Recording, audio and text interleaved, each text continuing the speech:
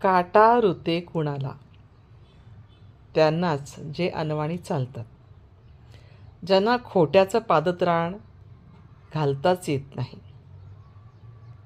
आणि त्राससुद्धा त्यांनाच होतो जे इमानाने वागतात, कारण त्यांच्याकडे लपवण्यासारखं काहीच नसतं.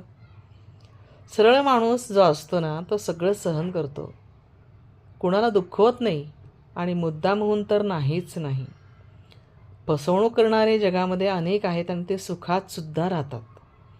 पण जो माणूस प्रामाणिक असतो तो अनेक जखमा सोसतो, अनेक वेदना सोसतो, पण तरी तो आपली वाट नाही बदलत, कारण त्याचा स्वतःचा आत्मसन्मान हा त्याच्यासोबत असतो. जो माणूस इमानदारीने वागतो त्याचा मार्ग सोपा नसतो, पण तोच मार्ग त्याच्या मनाला मात्र शांतता देतो.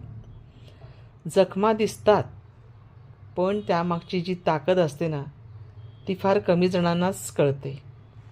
कारण काट्यांमध्ये चालणारा जो माणूस असतो ना, तो पुढे जाऊन त्याचे स्वतःचे पाय मजबूत करत असतो आणि वेळ आल्यानंतर तो इतरांसाठी सुद्धा आधार बनत असतो. तुम्ही जे प्रामाणिकपणे वागताय त्याचं फळ तुम्हाला कदाचित उशिरा मिळेल, पण ते कायमस्वरूपी असतं.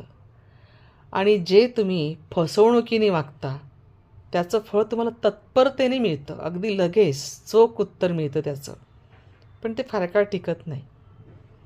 आणि म्हणूनच अनवाणी चालणं जे असतं ते वेदनादायक असलं ना, तरीसुद्धा माणसाला एका विशिष्ट उंचीवर नेणारं असतं.